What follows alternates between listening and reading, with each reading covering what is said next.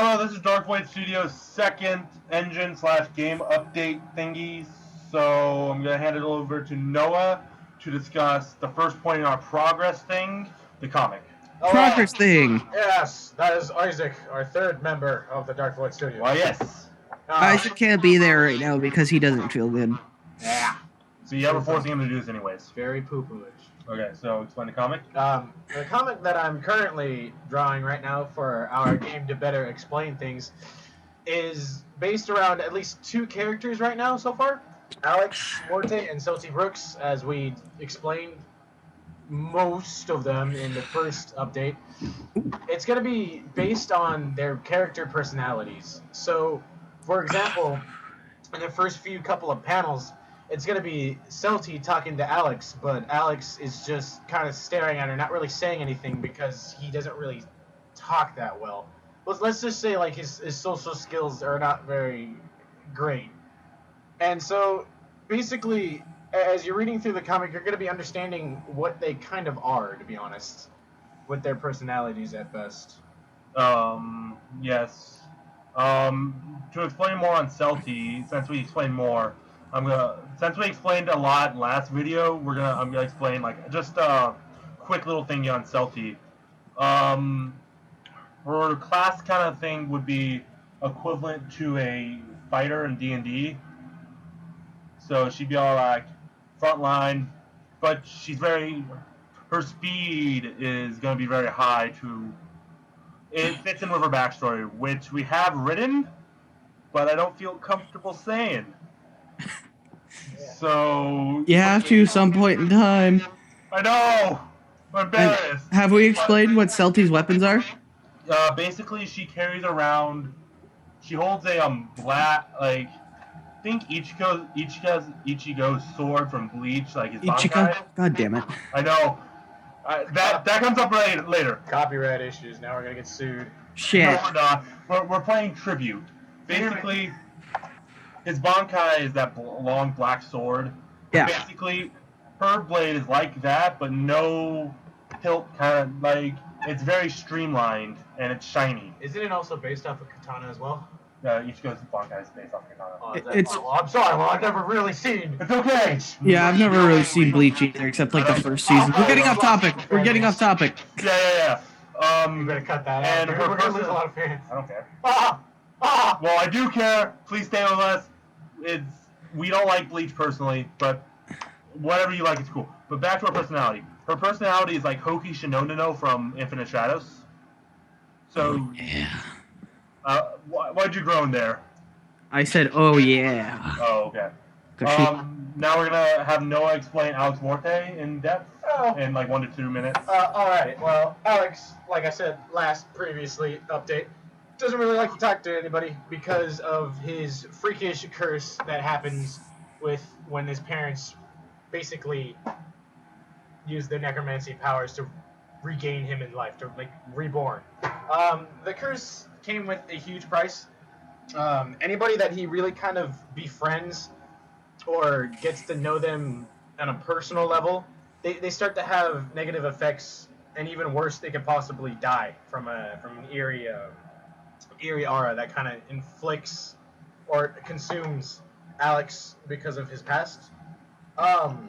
For his weapons, he doesn't really have any type of weapons with his. It's because he's a necromancer, right? Yeah, he's more of a summoner. He's a necromancer, and his weapon though is a scythe, right? Yeah, for his basic attacks is his own personalized scythe, which I have shown sort of in a drawing that I have of him on our Facebook page, Darkvoid Studios. If you haven't liked the page, like it, even though you probably have. That's just include a link in the description below to the page. Anyway, when you see his scythe, I'm of course gonna add more to it. I just have a general design to it, but his scythe is just his basic attack, and what he summons is undead creatures that he can just summon from either from the ground or any other plane of existence that have dead creatures. Like, let's say for an original case, a zombie. He'll summon like a zombie as another character for your party to be in. Well, not a character, but just another unit in your party that will fight for you. That's basically what he does. Let's make them so they can only do like basic attacks. Yeah, like basic attacks, and maybe once in a while they also have commands for it. As higher level you go with his skills. We'll have to work on that because it could like kind of make it overpowered in the game. And that's from this little cute list here that I got from Justin. Thank you very much. There are 4 new characters that we're going to be talking about. Well, like let's say he summons like an undead zombie. Right. Well, no, like the zombie can either scratch or like he'll have an effect called bite. Yeah, we can do that. Yeah. No, I'm just saying it can really like, if it adds to the party. This is a programmer mumbo jumbo. If it adds to the party array list, that'll actually be an array. If it adds to the party array, we get a no pointer. We can like blow up the program if we have more than 8 characters in the party. Well, I'm not talking like full scale. Right. Yeah. 4 new characters. Well, yeah, we're also introducing 4 new characters that we've sort of developed as well. For example, we have a new character called Corian Kenyos. Hey, Justin, make sure the Bendycam's still running because it stops at 10 minutes. Oh, it stops at 10 minutes? Yeah, it'll stop. Okay. Just letting you know. Keep an eye on it then. Okay. Sorry, guys. These are all live. Yeah. Because live's the best way to do it. Anyway, with Corian Kenyos, he's a native from this plane of existence that we call the Void. Is that correct? Because Justin's also developing this place called the Void. Which character is this? Decided that no characters like from the Void. Oh, it's from just the Void? they kind of worship the Void kind of thing. Worship the Void? Yeah, because I thought we kind of decided that the Void wasn't like a place that you could go. That these people try to protect it. We'll discuss this later. That's kind of a tease. Corian's just he's not a fighter or anything. He's more of a manipulator, a controller. Like in D&D status, if a controller is basically someone that can manipulate the game, like let's say boost someone's speed. That's basically what he would, not what he's doing, but just an example. Well, anyway, his belief with at least his cultural background is that he and his culture believe that they must balance the world, and they have the power to balance the world. Like for example, if something evil happens, that's tipping the scale to more of the evil side. So they have to at least make something good, or at least reduce the amount of evil that it happened. And if something good happened, then he has to make something evil, or he has to at least reduce the great effects of that good down to at least balance it. What happens if he doesn't? What happens if he doesn't? Oh, well then, we can make it so like if he doesn't, this is like not what will happen in game because there'll always be that check that happens regardless of what you do. And like this is combat wise, but we can make it so like if he doesn't, he like ends up burning himself. Like he ends up dying pretty much. So this is Corian? Yeah, This is Corian. So like what he would do basically for at least his attacks or skills, it's let's say if one of your party members have very low health, you can steal health from some of your party members and then plug it into that other person in your party that needs health. Or based on luck, like. Yeah, he can also manipulate a person's luck. We can basically have it so if... Well, for example, let's say you manipulate Celty Brooks, right, because she's a fighter, to have her luck go up, and so when she makes a basic attack, she'll have a greater chance to critical hit. Right. No, but like we can make it so, based upon Corian's luck, it manipulates it so it may not steal from a party member, it may steal from an enemy, but it's a fairly low chance. Yeah. Just to make it fun, like, oh shit, I hope he doesn't steal help from my companion. Oh, I hope he steals from an enemy. And then it's like, when it passes, you're like, yes! And then you scream. That's my Quinus for a while. Next point is Xanovich Dimitri, another character Noah spearheaded. Xanovich Dimitri is, character-wise, he's more of not really an outcast, but he just chooses not to be very social unless he is provoked. Like for example, he doesn't really try to go out and make friends, or he doesn't really try to go out and talk to people, though he is open if someone comes up to him and talks to him. He's kind of like Kenta from The World God Only Knows. Yes, we are throwing a bunch of animes out because we watch a lot of animes. But what he does basically, what defines him is his passion for mechs and robotics. Like he's crazily in love with machinery, For example, Stop. Yeah, sorry about that. It stopped, so no one's gonna continue. anyway, with his backstory, Corian as a young child had at least a car accident with his parents, which involves them dying as well. And while he was in at least critical condition, a droid, or at least a medical droid, was able to bring him out of the car crash and work on his body. Like, he was able to stabilize Corian and introduce a new type of cybernetic material to replace his arm that was impaled. We had a long discussion about the logistics of this. It was quite fun. So anyway, that develops Corian's love for machinery. Machinery kind of acted as his own personal hobby and what to look forward to in life, like as a replacement of his parents' work. We can have. This is kind of going off a little off topic, but we can have it so like we can have a comic scene where someone knocks on his door. It's like, oh, come in. It's like, Corian, you're missing your arm. Yeah, I'm working on it. And he's like trying to fix up his arm, make it better. We could also have that. And with Corian's attacking, Did I just say Corian? I meant Xanovich. Yeah. I'm sorry. Xanovich is the one with a missing arm. Xanovich. Sorry. But anyway, with Xanovich, shame. With Xanovich, his attacking, he's not a melee character.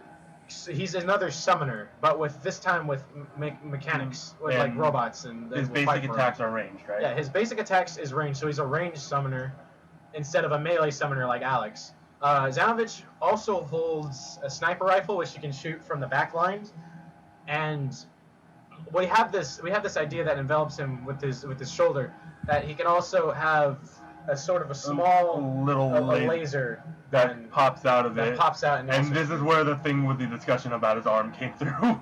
Anyway, he summons helpful little robots. Like, for example, let's say he summons like an iBot that has a flamethrower attached to it, and it like flames the whole enemy party for low masses of damage, or low damage, or something like that. Yeah. He just summons. In this sense, we're using summon as a very general word for bringing additional help to the battlefield, because I don't think summoning in this game is just bringing new units into your. It can be a magical summon, like Alex summons like a zombie, and Corian pulls a little robot out of his backpack and throws it. Because does he have any? I said Corian again, didn't I? Yes. I'm sorry. I know my game. I know the game we're making. Okay, but he pulls it out of his backpack and tosses it on the battlefield. Or does he have magical powers? He doesn't have magical powers. Let's say he has like a device that signals his robots that he made. Okay. And we can also have him in backpack device. Next character is Mitchell. Mitchell Sharp. That's a good name. He's more of a bruiser. He's a loner. Like, for example, in his youth, he was abandoned by his parents because they couldn't take care of him, or at least they didn't really give a crap about him. So they left him in front of an orphanage. I know, cliche. And he was never really liked by a lot of people because in order to survive from his very young state, he needed to be ruthless. Like, he wanted... or at least people didn't include him in other things like, let's say, food or water or anything. Like when they would eat, they would like when pigs eat, they always have that runt that like is excluded. Yeah, I get what you're saying. Yeah, sort of like that. He was sort of like the runt of everybody. So he needed to be ruthless because that was the only way he will get the things that he needed. Right. So when he grows up to every character's age, like now in the game, he became sort of kind of like a bully kind of thing, but sort of. He's not really bullyish. He's kind of loner, but like he kind of has this aura of unpleasantness about him. Yeah, an aura that basically means just back off. Don't mess with me. Yeah. So he's very aggressive. For example, his fighting style is sort of unarmed. Like he'll use his hands. Like he has two spiked gloves. Like sort of like a boxing gloves, leather gloves. Right, but they have like spikes coming out of them. Yeah, like spikes on his knuckles, like leather gloves. So he's more into the art of melee, like with unarmed fists, melee, like boxing wise as well. And so his skills are basically gonna be like so let's say different combos, or maybe he'll have knowledge of how to like paralyze an enemy with his Right. hand. I like that. So like he's a bruiser. He's gonna deal damage, but Heavy amounts of damage. heavy amounts of damage as well. But we could work Probably- on logistics about this. On logistics, yes. Like how it will work stat-wise. Yeah. Like, next character is a character I'm spearheading, and the name will change. Because Oh yeah, what was it again? Yuki Contour. Say it for me. Yeah, we kind of just put it into we kind of put it into Google Translate. Contourora? Rara? Yeah, I don't know. It means telepathy. Yeah. That was a nice try though. That's a good name though, I think. Well, we kind of have this European theme going on with the names. Well, Oh, the then. name ties in with the character. That's why she has the last name. Well, European. It's still Eastern. Yeah. It comes in, but just it will kind of seem out of place. It may change, may not. I don't know. But basically, she is a ranged summoner like Xanovich, but instead of like a sniper, she summons knives. Oh, that's pretty cool. Yeah, and so just imagine her like extending her arm out, and then portal kind of thing opening up and flying a knife out. Okay. And her kind of thing is Like a Blade Witch. There we go. yeah. Ooh, I like that. I like that as the class name, Blade Witch. Blade Witch. That sounds so cool. That'd be kind of cool. Basically, how this thing kind of ties in with the stats and stuff. There's a skill called item effectiveness, and if her item effectiveness is higher, she basically how she uses items in this world is she kind of picks it up. Is it something like a throwing knife? She tags it, sends it to her realm of where she keeps stuff. Maybe the void, maybe not. We haven't really decided that yet. But she keeps it there until she needs it, and then she You throws keep it. teasing him with the void. That's the next point. Yeah. Yeah. So you're interested. So she kind of throws the item, and if the item effectiveness is high, it does more damage. That's pretty Well, she doesn't also just throw knives. Right. Like, let's say you buy a bomb from a shop, right? Yeah, she can can also tag throw that that. bomb as well. That maybe with added effects. Yeah, like she throws it, and it blows up, and it maybe enhanced with a rune. Now for the thing that we've been alluding to, the void. And in our notes we have an S-La void. I know I don't speak Spanish, and I wrote That this. is the void, but I don't know if the law would count because that's more feminine. Yeah, but it may be we don't even know what void is in Spanish. That's true. Whatever. We probably just offended someone. More fans. Or hate mail. Woo! Just get a comment in the bottom, fuckers. Probably. So the void is this kind of it's kind of like how I'm thinking of it Let's right just now. go with the original idea that we had. I like Yeah, it. I know it's the original idea, but like We're still recording, right? yeah, we are Original recording. because Okay. when the universe is being created, Yeah, there's when other the- separate universes Yeah, being created. not separate universes, but just different areas of like the universe. Well, multiverse. This is a multiversal world. My watch just kind of fell. So I kind of just had to marvel at that for a second.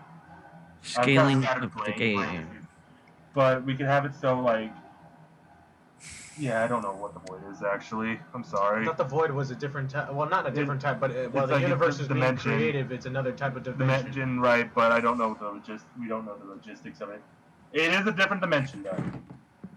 Yes. We may have to cut that out. It's live. Fuck Okay. it. Do it live. Well, I mean, we're still in development. Yeah, we are. Like These these are just updates, yeah. Justin. Yeah, I know, but it kind of. Okay, but now for my part of the show. Mwahaha. This is a little exciting. If we were like doing a legit thing, I think, like a legit chronicle of everything, I think we'd be like 0.5 pre-alpha by now, because I'm gonna blast a little thing.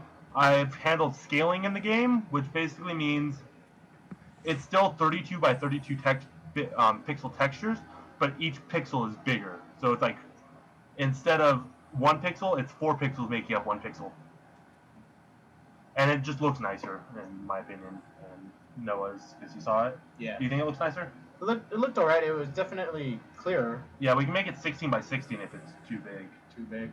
Because in the only programmers really get this. OpenGL is the library I'm using. I'm not writing it in C. I'm writing it in Java. Well, technically, I'd have to write in C++, but I wouldn't have to. Getting off topic. I quote that movie. If you guess. All right, I hate to quit out of this early on, guys, but I really don't feel good, so I'm gonna take a nap. Okay, take a nap, Isaac. I'm sorry, people, but I hope you guys get what you need, and I'm sorry I couldn't be there today. It's cool. And I hope you guys just work hard like you always do, and I'll see you guys later. See you later, Isaac. Bye, Isaac. Feel better. Okay, sorry about that. Back to how scaling works. It lowers the it lowers the amount of stuff that has to be rendered. So it adds the system performance. And everything has to be divisible by 2 and a power of 2. So that's how scaling stuff works. You can see it's just a monocolored rectangle, and those little grass things are, well, the monocolored green rectangle that's obnoxiously green is a representation of a tile of grass. So yeah, I have tiles working. And then later on this few month thing, I'm going to make it work so we have sprites and images, but right now it's just pre-alpha, and I'm just like, yeah, I don't want to do harder work, don't want to work with like binding the textures to the squares and scary stuff like that. I'm going to have rectangles and stuff. This is only going to be true for like, maybe by the next engine update we'll have like basic sprites. Now level loading. It's kind of, the levels are going to be loaded from a file that has like 0, 1, 0, 1, 0, 0, 0, 0, 0, 0, 1. Like each numerical value represents a tile, and then the tile is drawn according to its position in the file.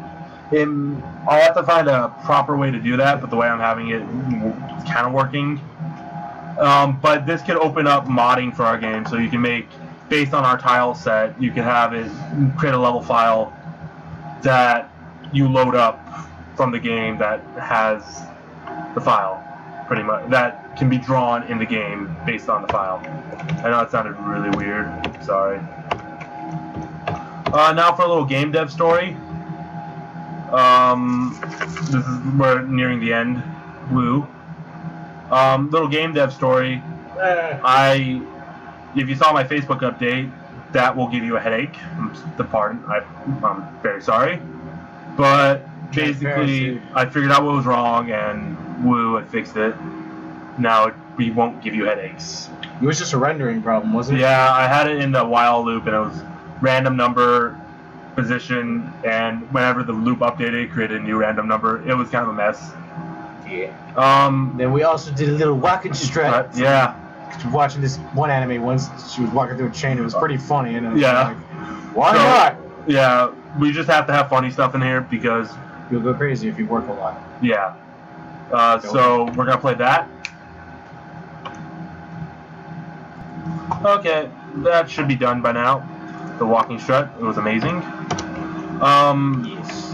So how mechs? This is now like the stats. Like upcoming ideas. So we alluded to mechs in the game. How this will work is in the GUI that you use. Well, in the state of the game that when you go into mechs, you can be all like, oh, I'm gonna upgrade the what's it called, like a pilot thing? What do you mean? The module like that they go in, like the interface? No, not an interface, like the cockpit. Yeah. Don't know why it took me 30 seconds to remember that. But you click on the cockpit, and a list comes out of parts you can use to upgrade, replace, color, and each of these upgrades affects what it looks like. I don't think we need to do this how magic works thing. Yeah, magic is pretty new. It's pretty generic. It's like, it's based on your intelligence and wisdom. Basically, wisdom affects on how much magic how much mana you have. Intelligence affects the effectiveness of mana. Spells. Yeah. Next is the stats. Oh, we have a folder. We are professional. We keep our stuff in folders. Final stats. Here you go. The stats are intelligence, strength, dexterity, willpower, luck, wisdom, charisma. Those are the stats. And intelligence, as we said, increases the magic's effectiveness. Strength, melee power, and how much you can carry. Dexterity is your speed and your range effectiveness. Willpower is your hit points and defensive stats. Because we kind of reason that willpower is there, like, I'm gonna go the extra mile, so Yeah. We didn't want to use like Constitution or Endurance. Yeah, we kind of want to at least be a little different. Yeah. We have luck that's not in D&D or it's in Fallout, but in fact it raises your effective chance, your crit chance, and some characters have the ability to chain attacks, like chain hit. Let's say someone gets hit with lightning or something, and then it hit him once, and then let's say it had a chance to electrocute him and then hit him again. Like Corian, like if he punches, he can punch again. Corian's not a melee character. Mitchell, I'm sorry. I know the game. I know it. I've just been lost in the programming part. So if he punches, he can punch again if it passes a check. Wisdom, your mana regen. It just has to do with the wisdom, like your mana, like how much you have, how fast it regen, how much you regain per turn, kind of thing. That thing. Your charisma, your character interactions, prices and stores. It's just basically how well you're liked in the world. Now we have melee weapons, ranged weapons, magic offensive, magic defensive, mechs light and mechs heavy. These are also the skills. Yeah, these are the skills. I'm sorry, I didn't say that. Xanovich would be a mech light. Yeah. See, I know the names. Mech light. He'd be a mech light and have ranged. Then there's skills, like the utility skills: hacking, lockpicking, perception, tech, arcana, bard, item effectiveness, and loot skill. Loot affects how much stuff you get. Yeah, like the loot skill is like how much better equipment that you get, better, or like let's say rare item or better equipment chance of getting, and like how much stuff you'll get. Yeah. So you pick 2 main weapon skills and 4 util skills. Yeah. To round up your character. And that does it for stats. And now Noah's going to talk about the enemy ideas we've had. Enemy ideas. Let me go to that thing and let me check the Bandicam. Oh, we're good. We can do it. Just keep it on. No, but it's... Oh, no. Technical difficulties. Just pause it. Sorry about that. So, the enemy types. Alright, the enemy types, basically what you're going to be fighting are classic, bruisers, controllers, soldiers, range characters, marksmen. Just that classic... The classic tactical team feel, you know? But they have unique names. They also do have unique names and what they look like and their skills especially. Like, for example, the high school... Instead of crazy vampires or machines that you're fighting, you're more going to be fighting people, high school kids, bullies and stuff. Yeah, outcasts. We came up with the one called Swagged, which is basically a really mainstream person that's wearing snapbacks. I wouldn't say mainstream, but that kind of guy who you all know the guy who dresses in the hat that's backwards. The white theater. They wear white theaters? Yes, they do. Oh. Listening to loud, obnoxious music. You fight... This game, I want it to have a lot of... General appeal. I'm sorry that I say It's just... I'm sorry. I'm sorry, Noah. It's fine.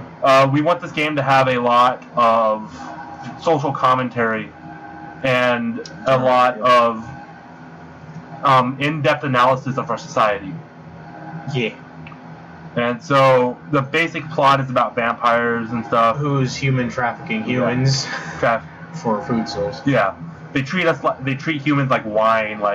Oh, this person's 78, so it's a nice 78 blend with cherries.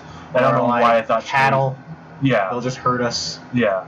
And so your character's like, no, we're gonna stop this. And then basically you create like a group of let's say like a club, and like that fight against. This is not a school sanctioned club. That fight against the vampires, the oppression of vampires who are feeding on humans. And because we'll get back to that. But anyway, back to what we're trying to talk about, the enemy ideas still. So let's just like what's around. Like we'll also base it on terrain. Like so, let's say you're down in the streets, right? And you walk inside like an alleyway. Yeah. Then you'll probably fight like a low-end vampire recruiter. Or like a mugger. A mugger or a vampire catcher. There's a lot of variety in the enemies you will fight in this game. Or like drunken bastard. Like that's pretty funny. I'm sorry, that was hilarious. It's fine. So you can end up fighting for like a good hour of the game. You may not even fight a vampire. You may fight other people. Yeah, or just animals. Any other threats that might be in. Unless you're in the woods. That's true. Yeah, we'll make it work. And now for the super duper fun part, we have a contest. Now this contest is very beautiful. Yes. We designed it today. Alrighty. Now, whoever can make the best meme out of me and Noah, will win a meaningful hug from us. And a thank you. And a thank you and a shout out. Say hey. Yeah, we'll basically be like, in the next video, we'll be like, this person made a funny meme of us, we'll flash it. We'll praise you. We have a contest going on that we just made up today. It's basically, whoever can make the best meme out of us two admins, me and Noah. I don't think the other admins want pictures of themselves floating around the internet with stupid little sayings about them. You can use almost any picture that you have of us. We will provide two picture of me, picture of Noah, that you can use to make a stupid little meme. Like, yeah. Now the prize for this contest. The prize is a meaningful hug, a thank you, and a shout out. Yeah, we don't have a lot to offer because we don't make money. Like, we should start a Kickstarter. It's on our list of things. We have a very long, intensive list of things to do. So yeah, that's pretty much over.